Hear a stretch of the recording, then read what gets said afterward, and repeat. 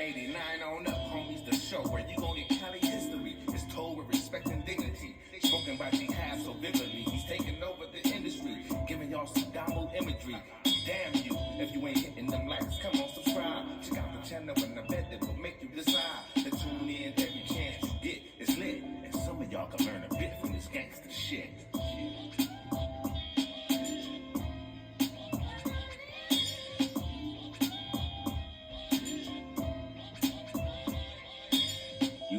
YouTube, what it do, loved ones? You know the motto, if you can, after the story's over there, hit us with a like, which is a thumbs up, and that'll let us know we kicking our stuff.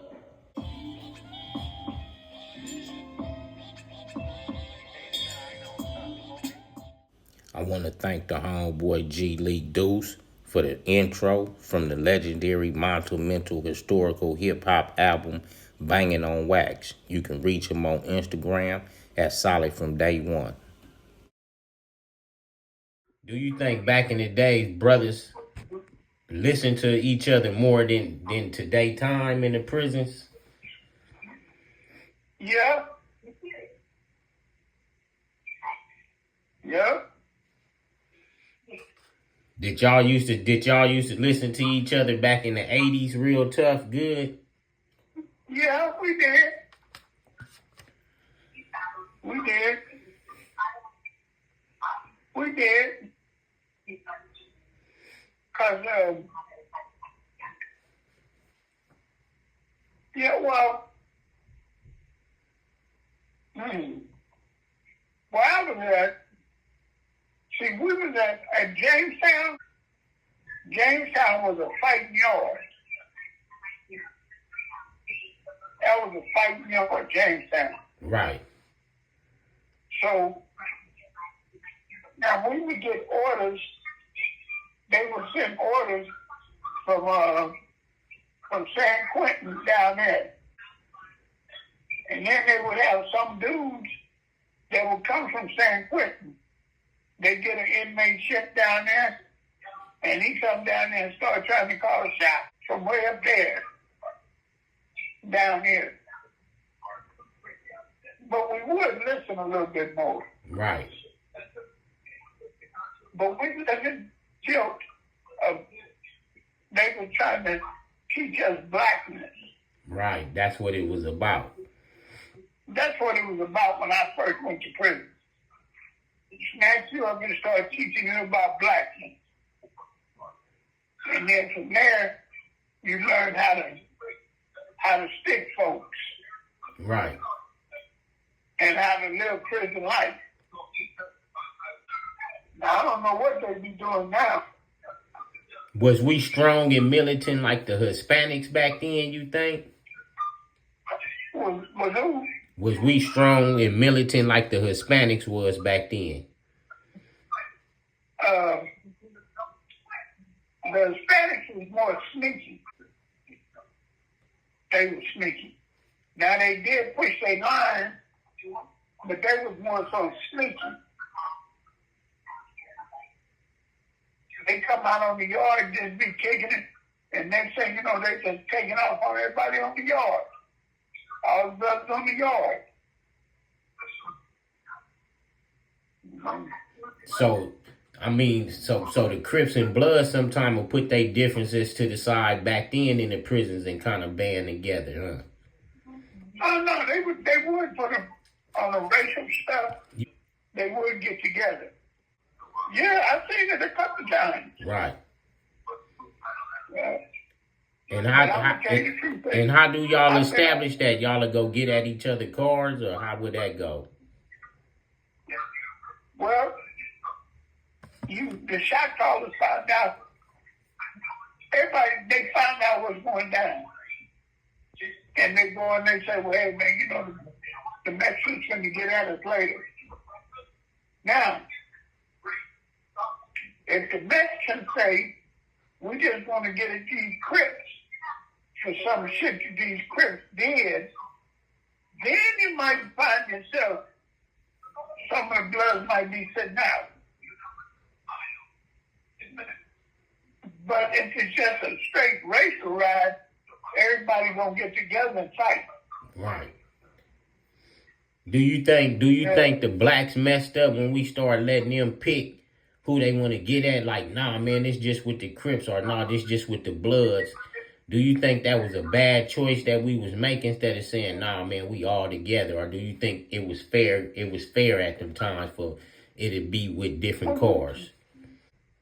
Just say we in the pen and we get into it with the Hispanics, and y'all go y'all people go to the Hispanics, and the Hispanics say, "No, we just got a problem with the Bloods, not the Crips." Now, if they go down like that, then they gonna get together and say, hey, man, like this is what I in a buddy of mine. We went and sold some grass. I think I told you this before.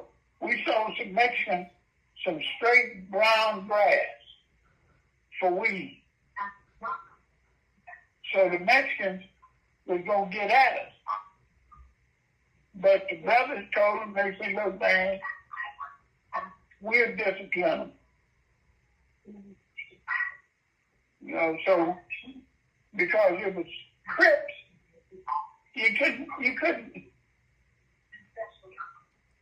by some Crips doing some real dirty shit like that. Let's ask the Bloods to back us up. Right. I see what you saying. It all depends how dirty the shit is. Right. But if it's a straight race stuff, oh, everybody gonna fight together. Right.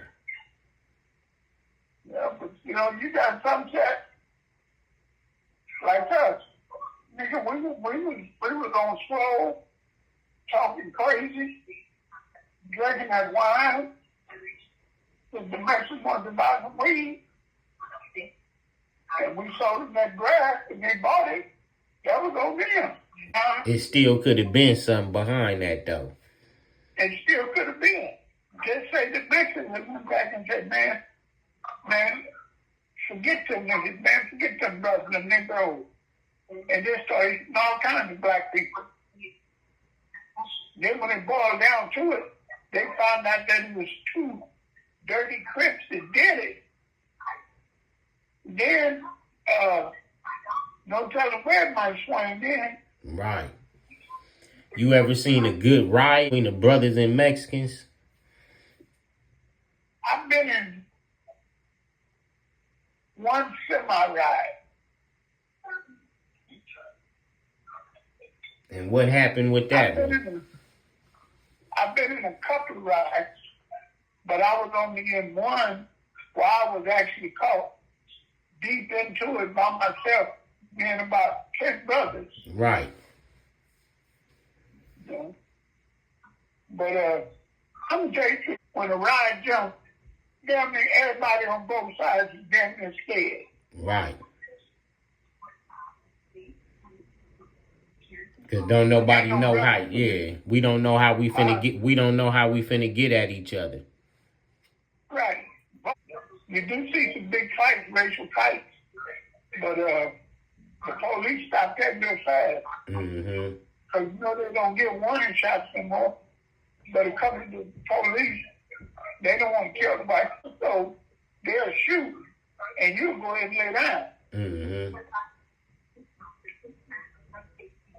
But I was in one ride where I had to slap this person with a shoe. And what, you had to use a shoe for a weapon? Yeah. One that walked up there by us, and the other was walking over there to us. And we knew what was going down because it was the blacks and Mexicans in a riot. They had let the blacks out to shower. And let 10 of us out to shower at a time. And while us 10 was out there, they said all Hispanics are off lockdown. So when they come out their doors, they finna get with us. So when dude came toward me, I pulled off my shoe and slapped him with my shoe.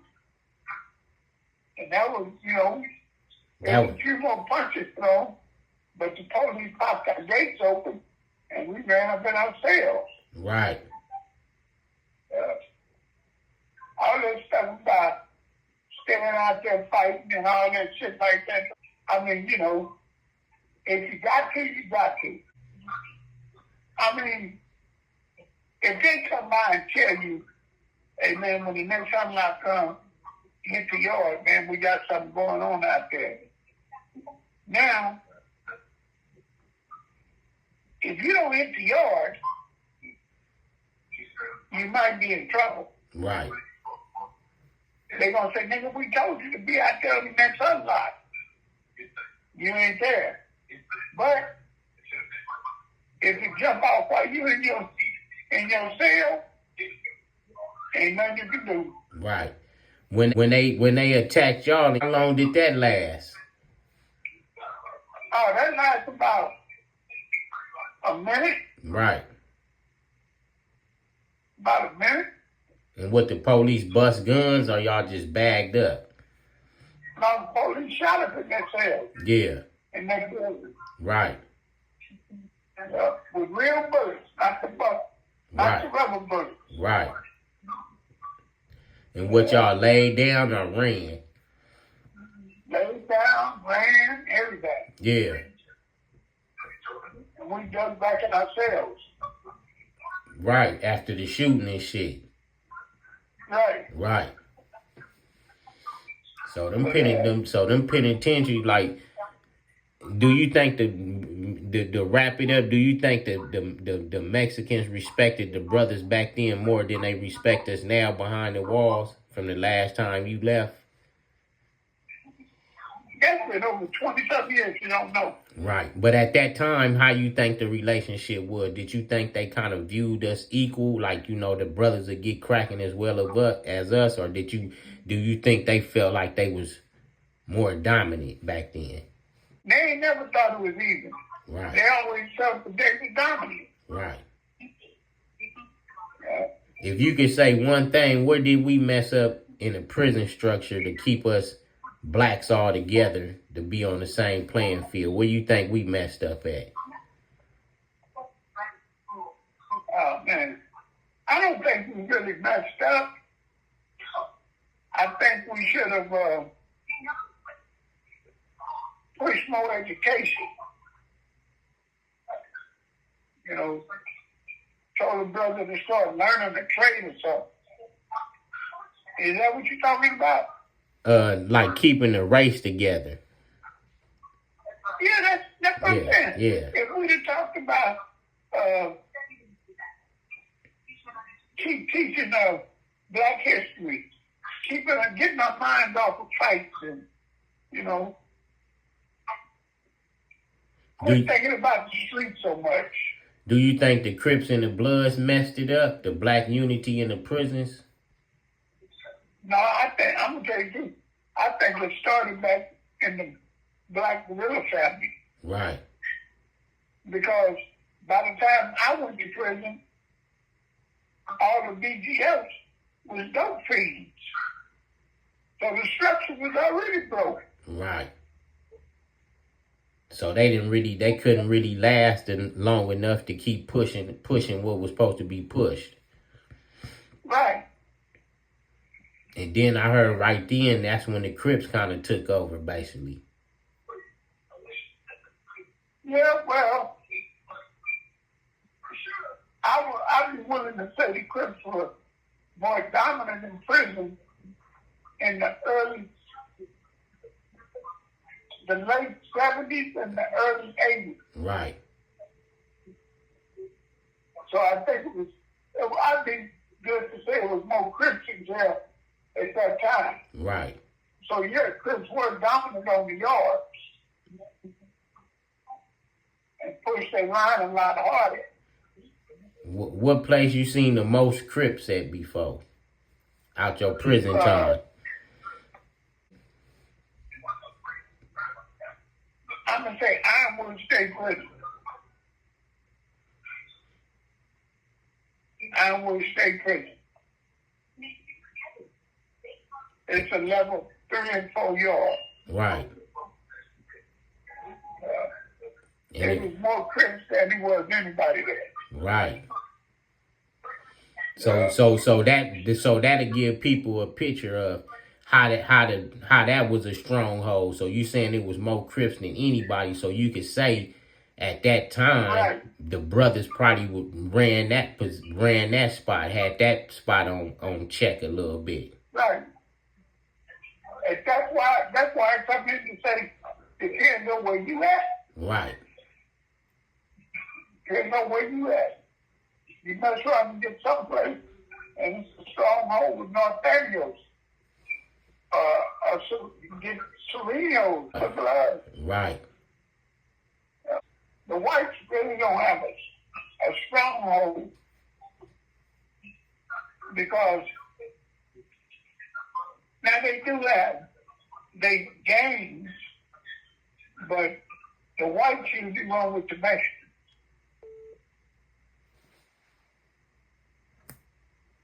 The whites usually run with the Mexicans. And when something's going down with the whites and blacks, the Mexicans really don't help them.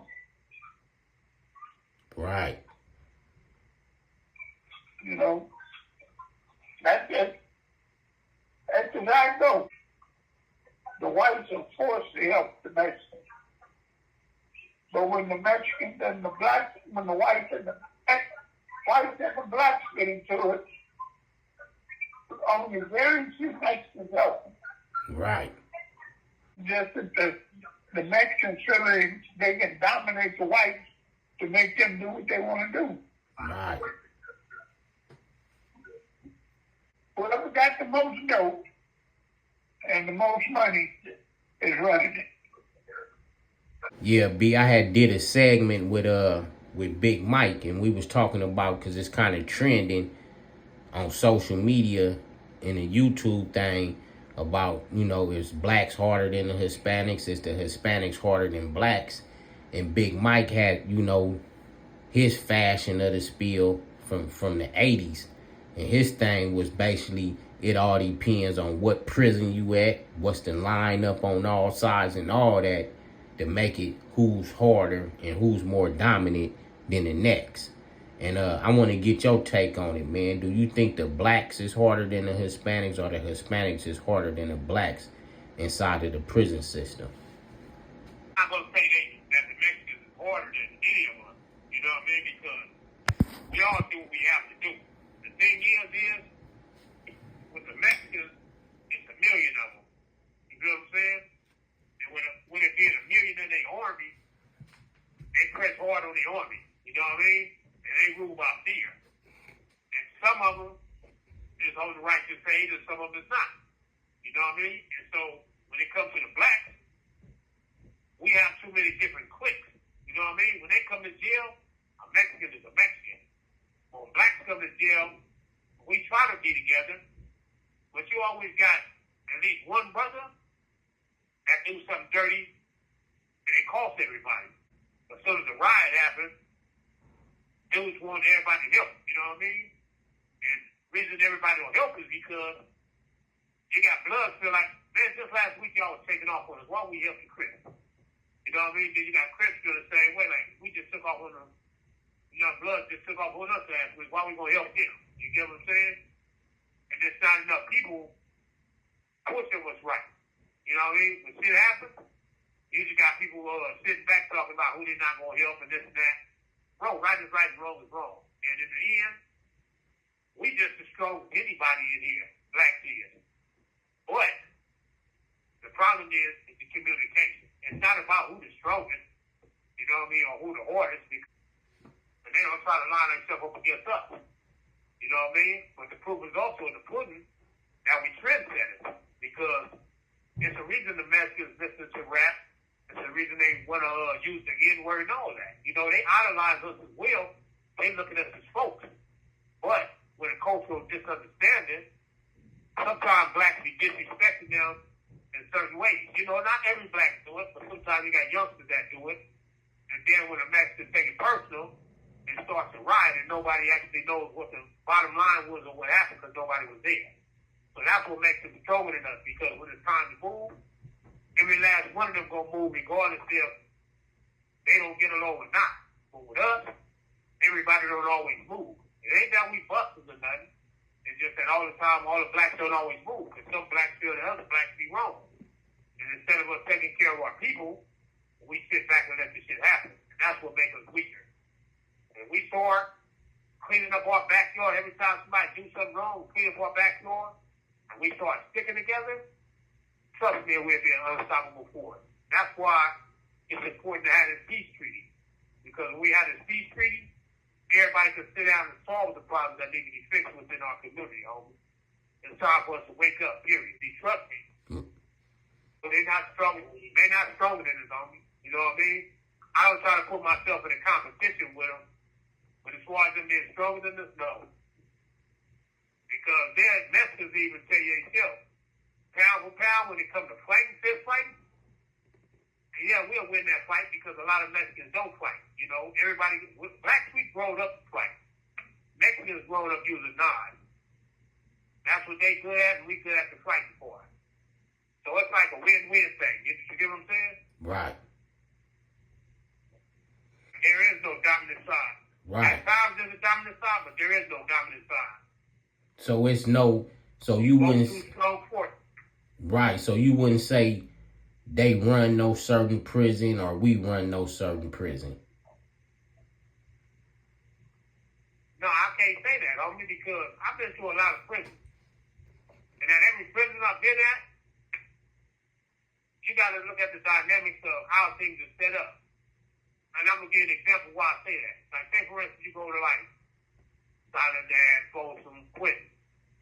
There's 1,000 blacks here. Blacks is the majority. You feel what I'm saying? But you go to certain prisons, the Mexicans are the majority. And the reason the Mexicans are the majority at certain spots, because at certain spots, blacks are too busy beefing with each other over dumb shit. You know what I mean? So while we start beefing with each other, you got a long gang of Bloodz and Crips coming from the county jail, still looking at each other, still riding. They don't know. Every time a riot happens amongst the blacks, and we leave the yard, you're giving the Mexicans our sales. Because it's 1,000 of them. So every time we go to the hole, they get some sales, and that's how they overpopulate the prison system. It's not by choice. It's just something that happens.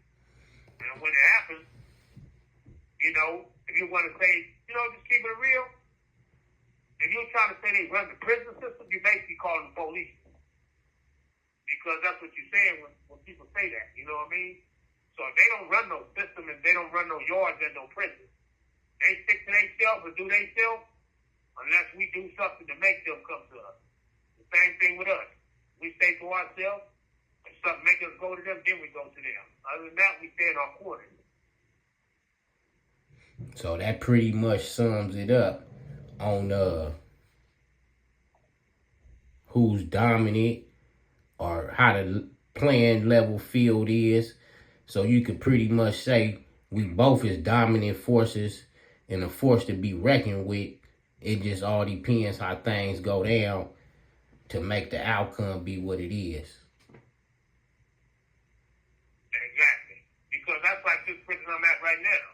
You know, I'm in here.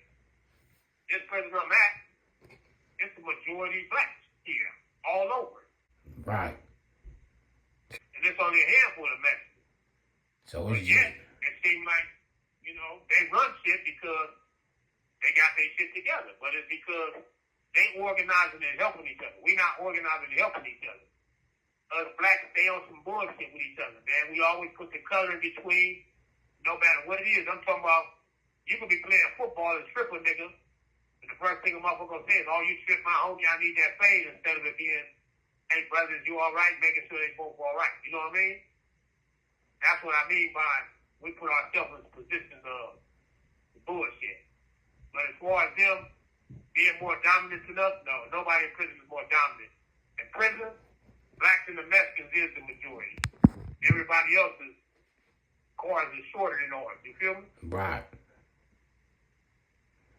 So if you can leave a message before you close it out, what would you tell people that mind is focused on who run a prison system? Your mind is focused on the wrong shit.